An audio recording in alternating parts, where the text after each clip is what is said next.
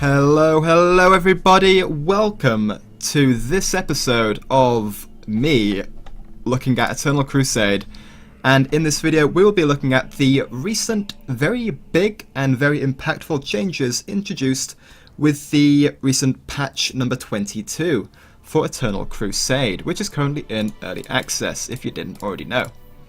So without further ado, the biggest change introduced in this patch, I would say, is the introduction and development of the advancements system.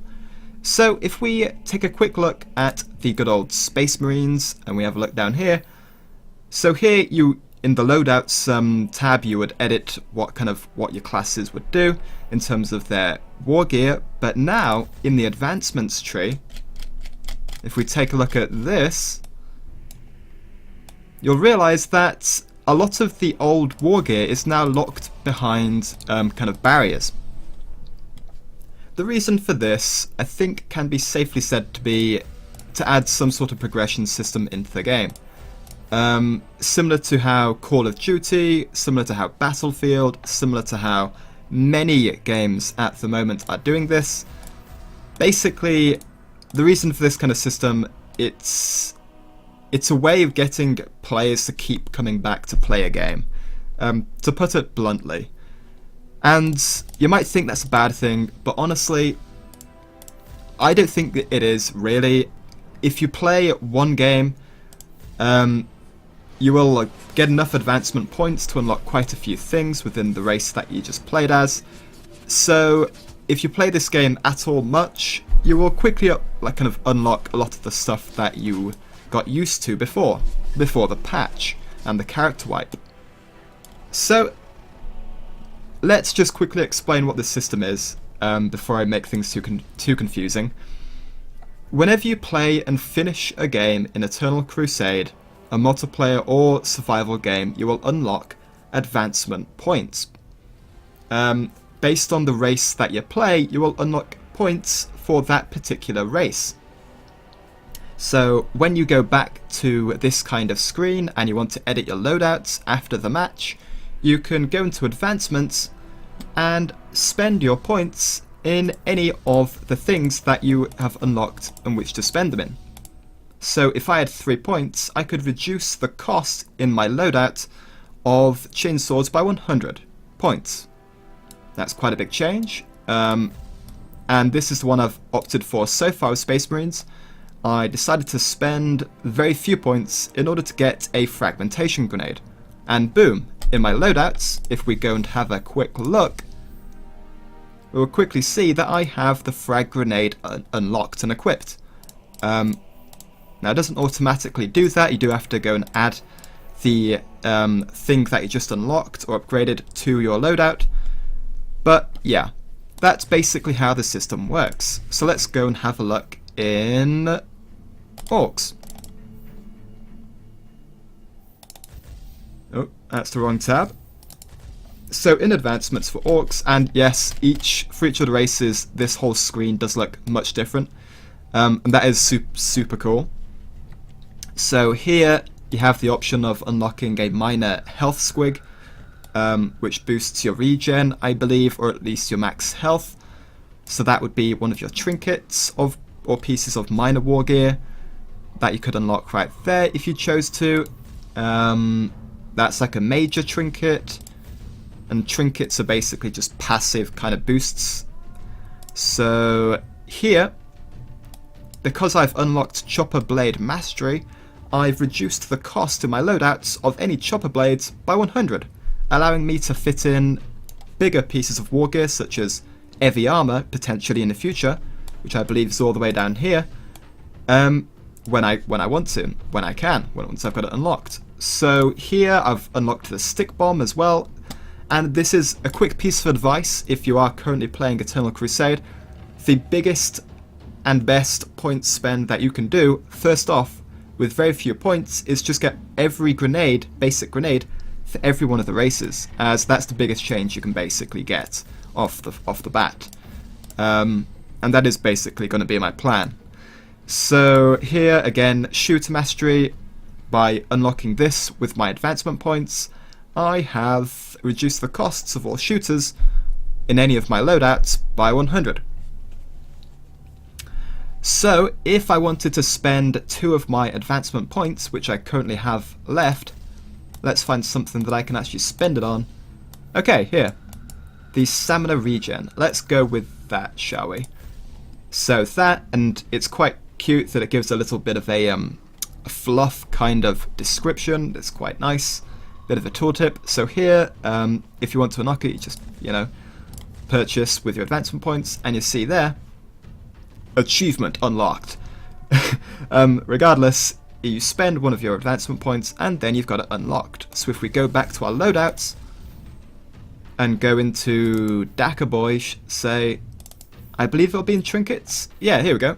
Energy fungus. So this gives my boys a bit of a boost. I don't think there's anything else I can equip. No, because I didn't unlock anything else. So yeah, ooh, I should definitely have equipped the ammo pack there.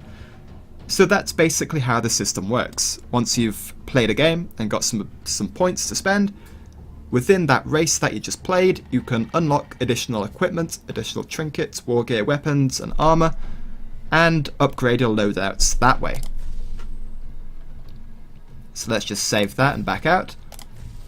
I'll just give you a quick look at the Eldar, maybe Chaos, but actually no, I will give you a look at Chaos because the Chaos tree is quite cool. So here, as in every race, you can reduce the cost of certain weapon types. So Avenger Shrieking Catapults, Witchblades, Las Blasters, etc. Here I've already unlocked the Plasma Grenade because that's a pretty big change you can get for cheap. And if I want to spend some of my points, I can get... what do we do? I want to go into Warlocks because they're really cool, in my opinion, so I'm going to purchase the Witchblade upgrade. And I believe these circles denote where kind of things are ranked in terms of your character ranks.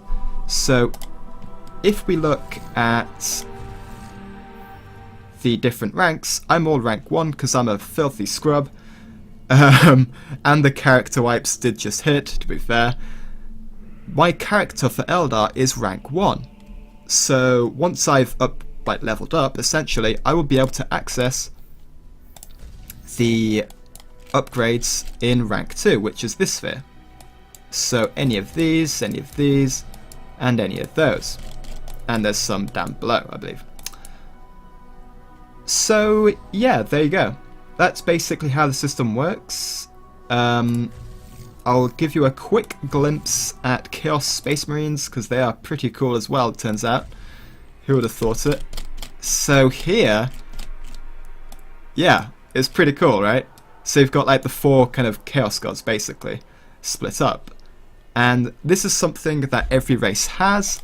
Whenever you get to, whatever the max rank is, you unlock the choice of these kind of elite unlocks. So for Chaos, you get sigils dedicated to any of the 4 Chaos Gods. So you've got Khorne, blah blah blah blah, I'm guessing that's going to be like melee damage or something related to, massive amounts of bloodshed.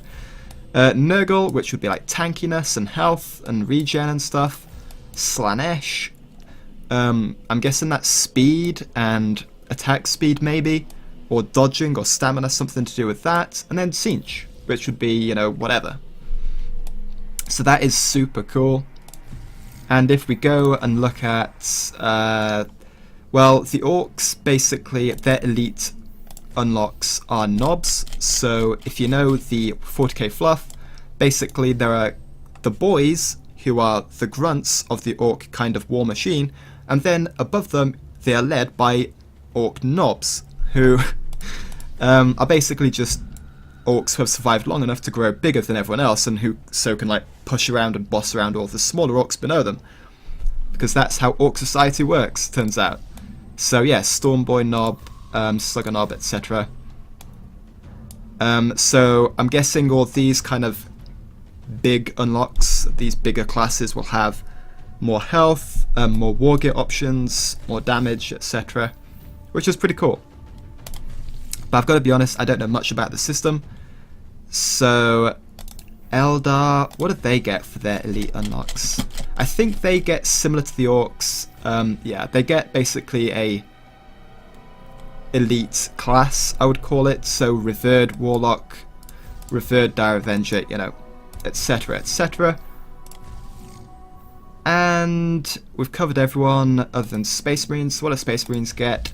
For their elite kind of unlock, they get Iron Halos of various types.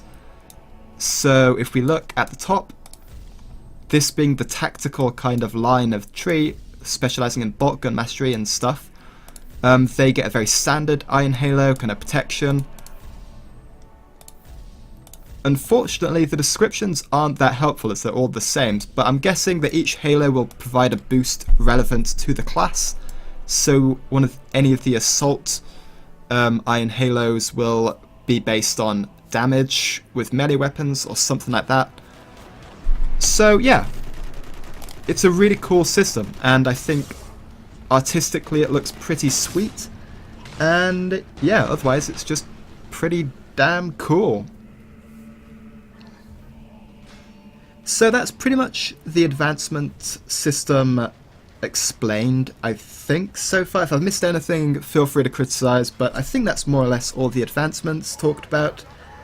Other changes that have happened, we've got a bunch of new, what are they called? A bunch of new sub-factions for each of the races. So for Chaos, we have got the Iron Warriors.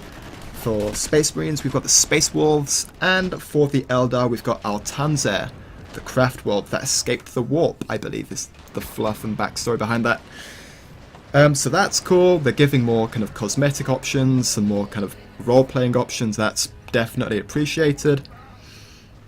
Although you might be asking, where's the orc love? Come on, guys, who doesn't love orcs?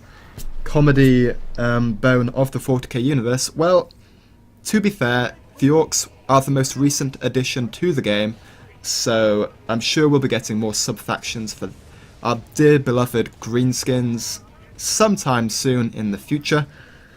But yeah, that's pretty much everything that's changed. And the game feels fantastic at the moment.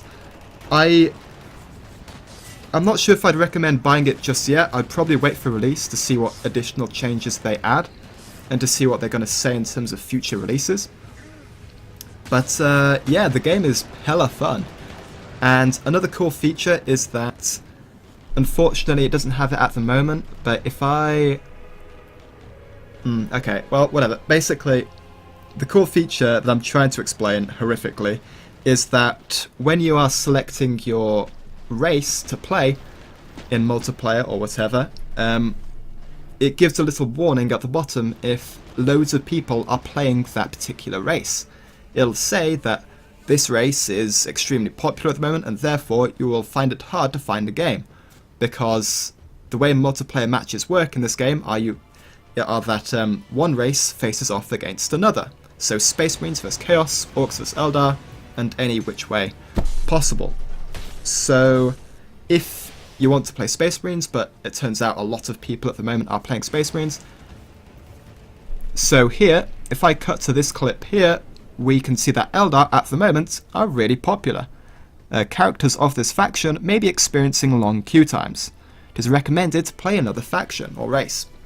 So basically this is a really cool feature. It's a very small one, but super cool, because basically at the moment there's only around 500-ish players at any one moment. At maximum, oftentimes a bit less than that. So it just allows you to more likely optimize your queue times and find a game. So that's really cool, but otherwise, the big thing about this patch has been advancements. I believe they have changed to a new version of the Unreal Engine as well, behind the scenes, but honestly I'm not that knowledgeable when it comes to the engines. So yeah, basically, Eternal Crusade is shaping up nicely. I have to say, I greatly appreciate the fact that this game exists, as who doesn't want to play as orcs, like a mob of slugger boys, all holding, axes and stuff, running against like an Eldar position. It's so cool. It's the ultimate 40k fanboy dream, in my opinion. Still hyped for Dawn of War 3, but given that that is due to be released sometime in 2017, this is a pretty good PC game stopgap. So, thank you for watching as always. Do forgive my rambling if I went off topic at any moment. But yeah, thanks for watching. I will be doing more coverage of Eternal Crusade as it is pretty damn cool. It is currently available in Steam Early Access for I think £30. I don't know what that equates to in dollars. But there you go, if you want to give it a try. And yeah, if you liked the video, drop a like. If you want to discuss anything I left out or mentioned, feel free to drop a comment. And if you want to see more videos like this, just drop a sub. Yeah, so thank you and goodbye.